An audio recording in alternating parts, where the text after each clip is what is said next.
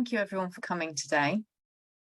I'm going to give you a bit of an overview of various different areas associated with the gaps in social care and the difficulties that exist for people trying to navigate social care after brain injury.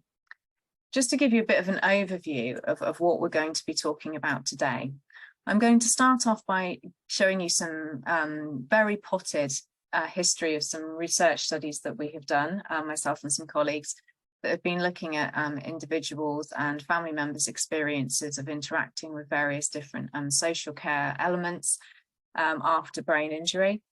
And then we're going to be moving on to talking about the family experience of what happens when social work goes wrong. So one of the things that is important is that we look at the family experience as well as the individuals. And I come from a lived experience perspective of actually having a family member who has had a brain injury. So I'm going to be sharing some of that about my own personal experience too. And then I'm going to end with looking at a piece of work that I did with Mark Holloway some time ago, where we looked at a review of safeguarding adults reviews, specifically around brain injury, to try and understand a little bit about some of the difficulties, what goes wrong when social care don't provide the sorts of support that people need. So to start with, I'm just going to introduce you to some of the primary research studies that we've done over the last few years. So this was a preliminary survey study that was conducted some time ago. It was published in 2019, but was actually started in 2016. This study was looking to understand where people were coming in contact with various different forms of social care, community services, and health community services as well. So this is a list. I'm not going to go into too much detail about this particular slide, but this helps to identify some of the different organisations that people stated that they were in contact with after they had had a brain injury and had been discharged from hospital. So we've got a range of different things. Some people had a contact with police and things like probation service.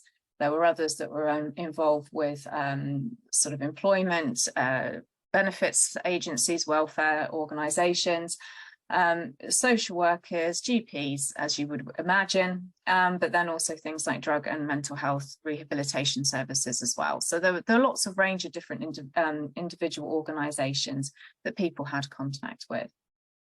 One of the other things that we asked them to do in the survey was that we asked them to rate the top 3 organisations that they'd come in contact with since discharge that they had found useful and good in terms of understanding their needs, meeting their needs either as an individual or as a family member. And this data isn't broken down by individual families, it's just collectively put together. Someone's just asked if they can see the copy of the slides. I'm sure that's something that we can arrange.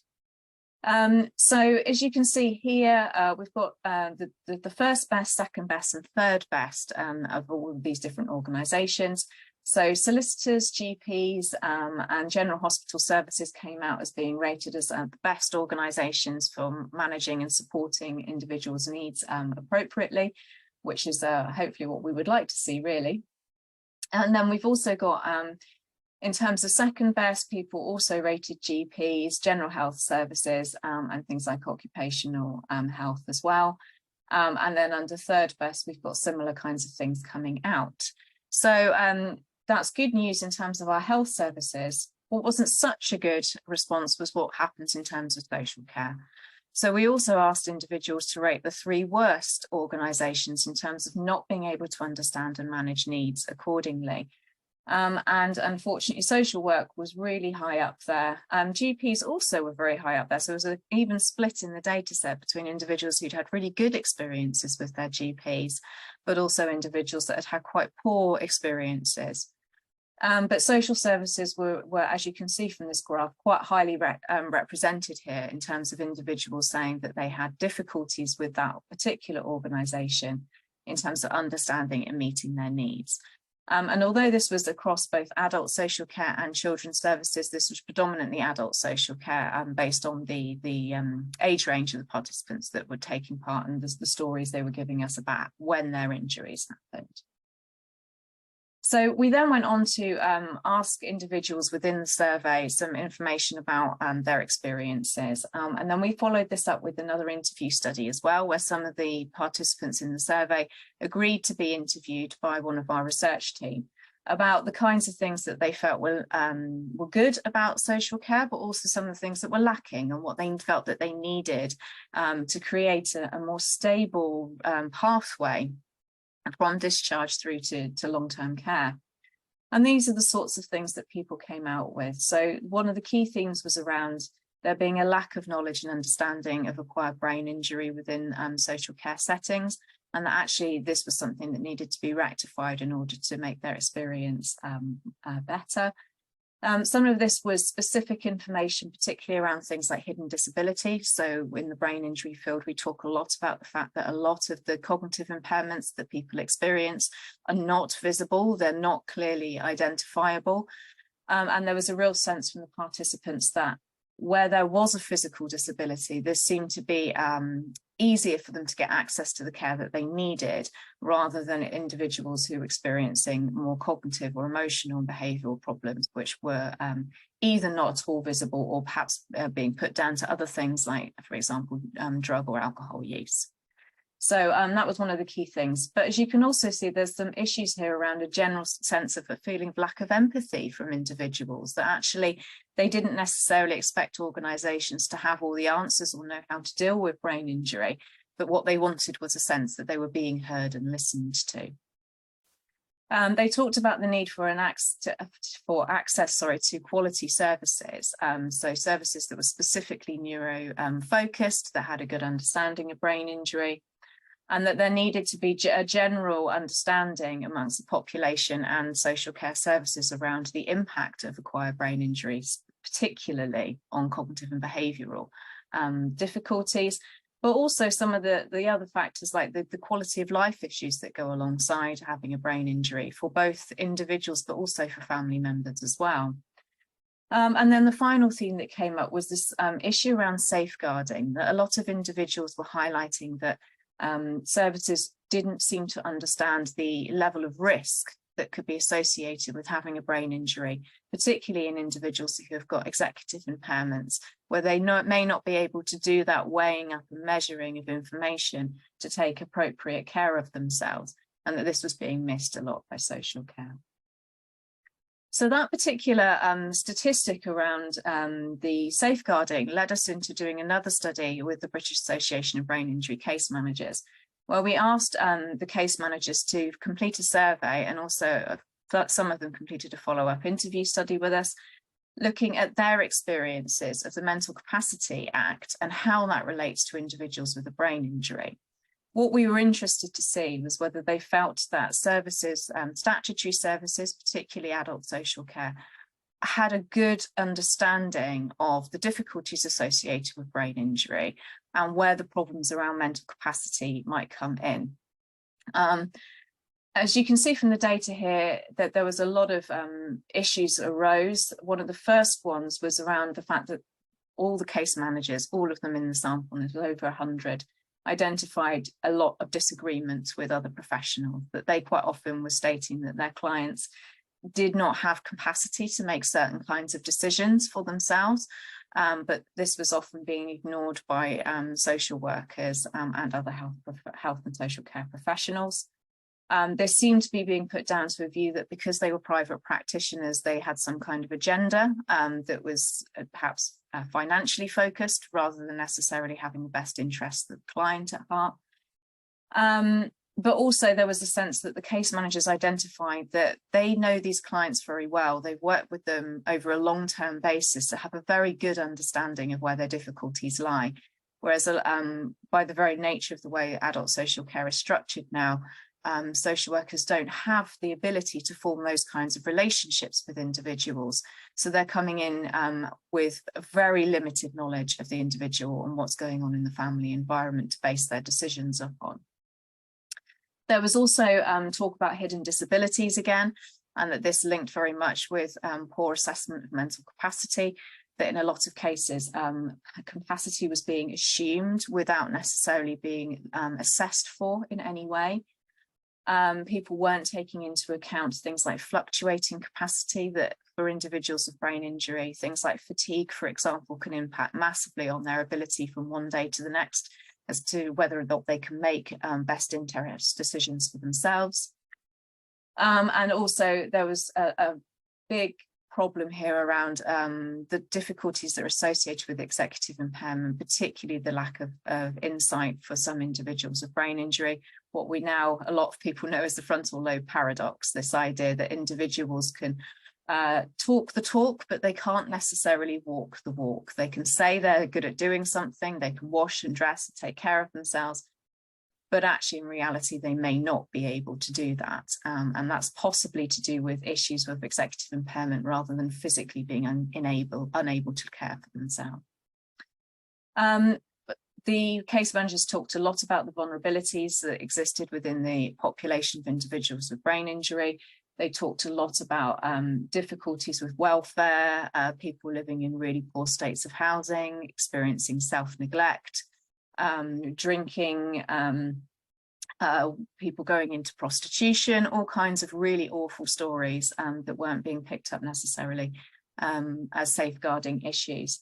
And then the final theme looked at the problems that exist around the Mental Capacity Act more generally, and the fact that there's quite often a misunderstanding about this idea of unwise decisions. So for those of you who don't know much about the Mental Capacity Act, there's a piece within the legislation that states that just because somebody makes an unwise decision does not necessarily mean they don't have capacity to make decisions for themselves.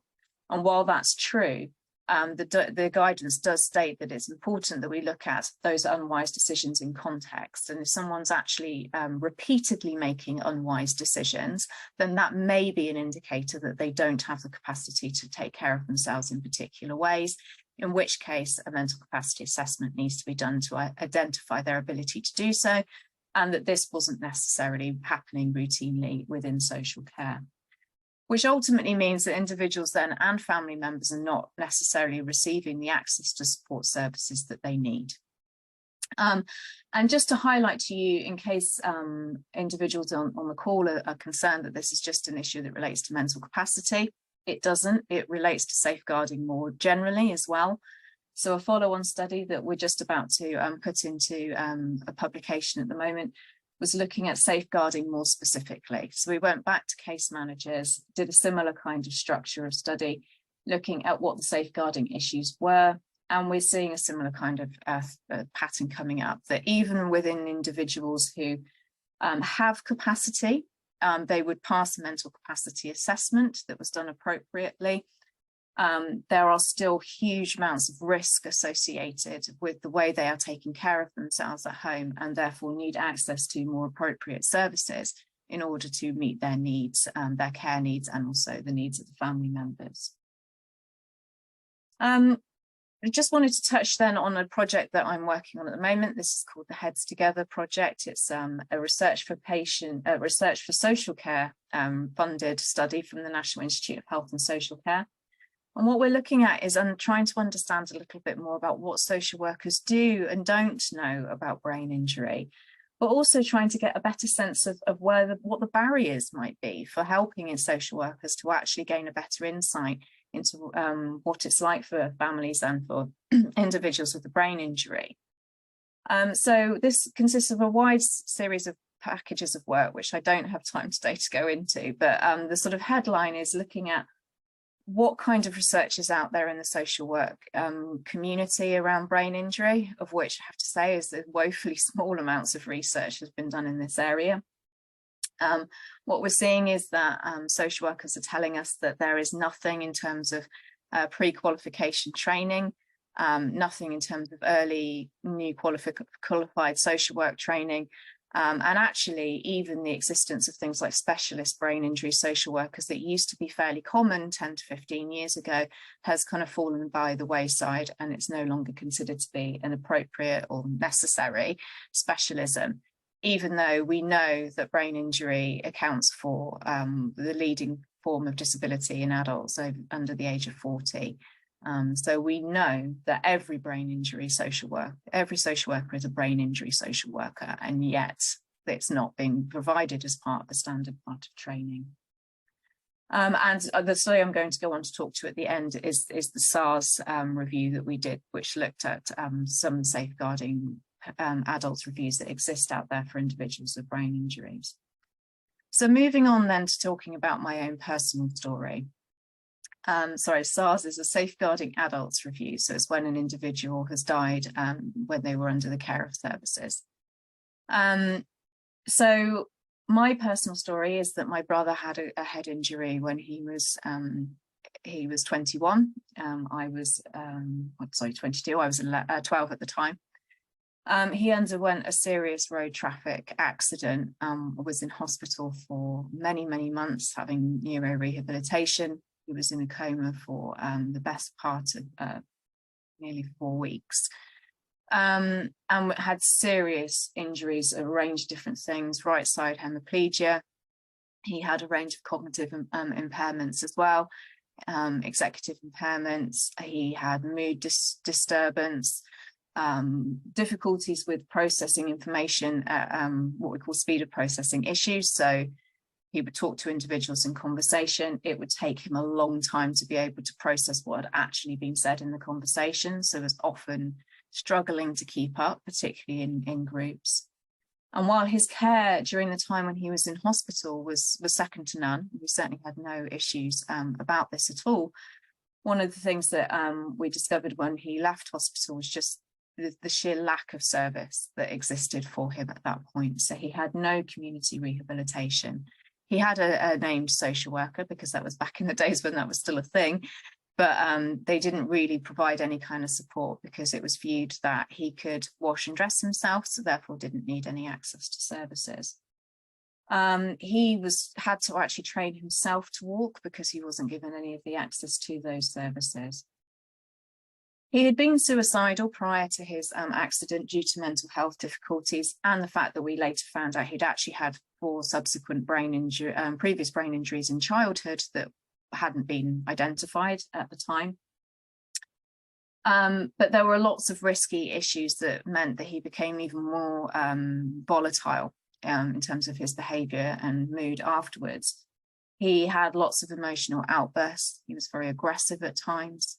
He was sexually inappropriate to friends of mine when, as I said, I was only 12 when he had his accident. So this was young teenage girls coming into contact with a young adult who would, never did anything inappropriate, but saying very inappropriate things. We were never given any kind of support or understanding. It was us as a family who'd started to put the pieces together and realised that this was because of his head injury and that this wasn't him because he hadn't behaved in this way before. But one of the things that was interesting about my brother was that he was a very intelligent person prior to his brain injury, and this remained afterwards. So if he had the opportunity to talk, he would be able to sit and very eloquently lay out any kind of topic for you if you wanted to. He would, one of his favourite things was the old programme Countdown, where he used to do the maths challenges, usually quicker than Carol Vorderman did. So that was the way he presented, was as somebody who was very capable. But behind the scenes, that wasn't what was going on. He wasn't really able to take care of himself. He was self-neglecting. He was taking multiple different substances from things like cannabis and alcohol right the way through to heroin. And over time, this just became worse in terms of the number of falls he was experiencing, seizures as a result of the drinking, particularly on top of a head injury, which is never a good idea.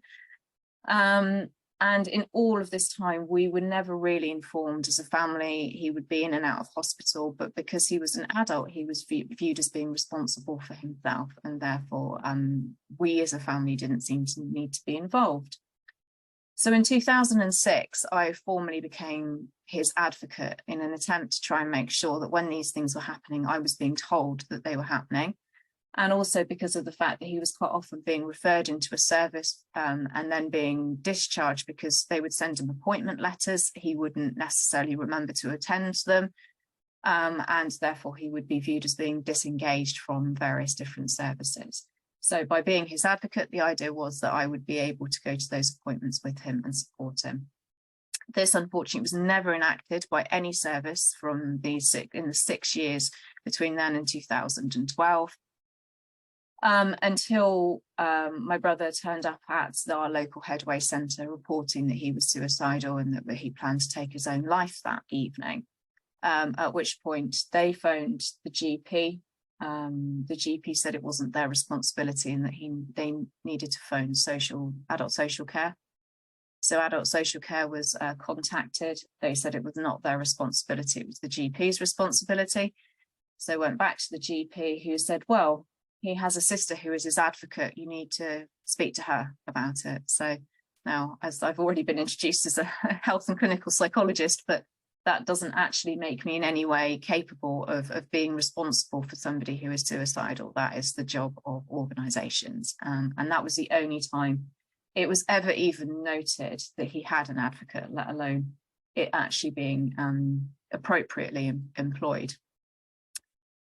From 2012 onwards, things really fell apart for us as a family and for my brother personally. He needed a hip operation because he was no longer able to function properly. He could barely walk because he'd been caring for his girlfriend who was in a wheelchair and doing manual handling despite his right side hemiplegia, and had wrecked his body as a result of that. During the time we were waiting for that, he was then not only abusing recreational drugs, but started to then abuse prescription medications, pain medications as well, because of the amount of pain he was in. And when it finally came to the time for him to have his operation in July 2013, he turned up to the hospital drunk, which then led to it being cancelled. And he was told that he wouldn't be put back on the waiting list for an operation until he became clean, and we were given no idea as to what that actually meant, how long he had to abstain for, and other than a referral into the community drug and alcohol team, who had no understanding of his brain injury whatsoever, he had no support in which to do this himself, so was absolutely incapable of doing what they were asking him to do. He then spiraled completely out of control. Started inviting drug addicts and drug dealers from the local area into his home where he lived with his girlfriend. They were threatening her, stealing money from them, writing graffiti all over the walls. And eventually he was made homeless by her family who owned the property, not surprisingly, because he was putting himself and her at risk on a daily basis. He then spent a period of time in and out of bed and breakfasts, trying to wait for accommodation, and was then placed in a homeless hostel in the December of 2013. I knew that this was not going to be a great situation because, as anyone who knows anything about homeless shelters know, that unfortunately they are full of people with drug and alcohol problems, and that he would just gravitate to those individuals and would be taken advantage of because he didn't have the capacity to understand that who was his friend and who was not his friend, who was using him for money and drugs. And to represent this, one of the things that he kept doing was lending his debit card to people to help them to borrow money off of him. The last time I saw him alive, this was after he'd finally got his own place. But almost as soon as he moved into this council house, he was then cuckooed by local drug addicts and dealers in the local area who took over his property. And to the best of the police's knowledge, there were about 8 individuals living in a 1-bedroom flat of his at the time of his death. I saw him 10 days before he took his life, at which point he was completely bankrupt because they had taken all of the money from his account and he had nothing to live off of until the day that he ended his life, when he obviously couldn't cope at that point, and eventually then decided to end it and killed himself 10 days later. I'm not going to go too much into this, but so as I was explaining to the person who asked what SARS was, though, when somebody dies in the care of be it adult social care, children's services, health services, there has to be some kind of review done if it meets a particular threshold. So after my brother died, there was an internal inquiry amongst adult social care. That was then upgraded to an external inquiry when they started to realise the extent of the problems, because we as a family had been telling adult social care that he needed more support for 18 months prior to his death, and had been and this is not an exaggeration to say we had been on the phone to them pretty much every day telling them that he was going to do just this, and we were constantly told he was not suicidal and that he could look after himself. But then in the following year, somebody from adult social care came to see us to interview us about the external review, at which point they realised that actually it was at the most serious level, where there had been so many failures in his care that it got upgraded to what are now called safeguarding adults reviews, where there should have been more safeguarding steps put in place and weren't. And so there had to be a proper investigation as to what went wrong.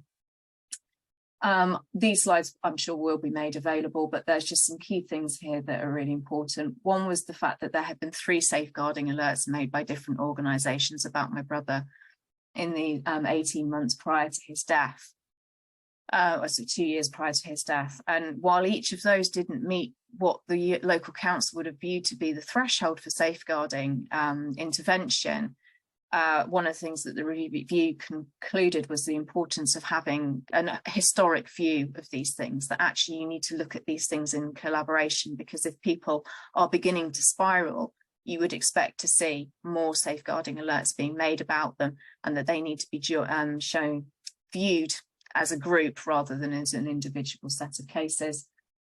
Lots of issues around the problems of his executive impairment and the assumption that he had capacity to make decisions for himself, to care for himself, when actually he really didn't. There was lots of issues there around the fact that because of his drug and alcohol abuse, there were some really unhelpful assumptions being made about the fact that this was a lifestyle choice, that he wasn't self-neglecting, this wasn't because of his brain injury, he was doing it to himself deliberately. And I'd question anyone whether this can really be viewed as a lifestyle choice. As somebody who went through a similar case said to me only a few days ago, no one chooses to live in chaos. And that, his drug abuse meant that he was quite often viewed as being an unhelpful character, eccentric, I think was the way they phrased it in one of the reports, rather than actually taking time to actually look at what was going on for him. And one of the things that was said to me by adult social care on the day of my brother's inquest, which had to be delayed until after the safeguarding report had been produced, was, we don't see cases like this. We never see individuals that have brain injuries that also have drug problems and mental health problems. And anyone at Headway will know that we see these all the time. They are everywhere in our community. So one of the things that myself and my colleague Mark Holloway did was that we went and had a look to see whether we could find any other safeguarding adults reviews that were about individuals with brain injury. And we found 6, and we did an analysis on it to look to see what the kind of similarities might be across these different papers. And what I'd like to say at this point is that we're actually rerunning this study at the moment, and so far we've found 26. So this is not just one case. What we've found here is the tip of the iceberg in terms of safeguarding difficulties. What we're seeing is a lack of understanding and awareness of brain injury across the social care organisations, a lack of multidisciplinary team working. And I think there was something, as someone said about social workers joining OTs and physios. This is fundamental. What we see is the social workers who have had some kind of multidisciplinary support and training understand brain injuries so much better than the individuals that don't. But there also needs to be, as part of that whole family working process, that actually we as family members know that individual better, and we are able to give a much better picture of what that individual was like before they had their injury, which is important from understanding what their care needs might be. There needs to be a better understanding of how mental capacity applies to individuals with brain injury, particularly those with executive impairment, and the safeguarding risks that go alongside it. And then finally was this issue of professional curiosity, that sadly there didn't seem to be enough inquiry going on in most of the cases, that the writing was on the wall, there was lots of evidence, there was lots of red flags that there were problems, but nobody took the time to actually stop and ask why the individuals were behaving the way they did. This was partly to do with a lack of what I would call a trauma-informed approach. No one was looking at the kind of extent of the difficulties they'd experienced.